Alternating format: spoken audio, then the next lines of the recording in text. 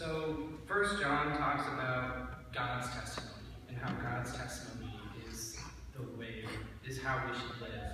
And if we believe in God's testimony, we shall have our eternal life. But what is eternal life?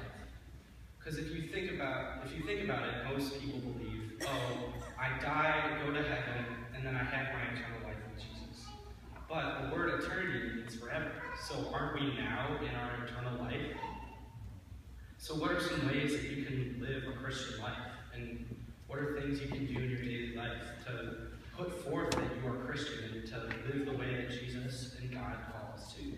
Now, I'm not asking you to wear a big cross like Pastor Jim does. I'm not asking you to have a crate and stand in the street holding a Bible and screaming out the words of God, calling for everyone around you to become Christian. A really basic thing that I do and what most people do is the question, what would Jesus do? And you can do that in any situation. If simple things like if someone opens a door for you, what would Jesus do? He'd probably say thank you, and not just walk on by. Or if someone does something bad, they cheat in a game, they steal something, what would Jesus do? Forgiveness. But when you think about it, why do we do things like this? Why do we do things like this so we can live with God? And I remember when I was young, I didn't really understand that very much.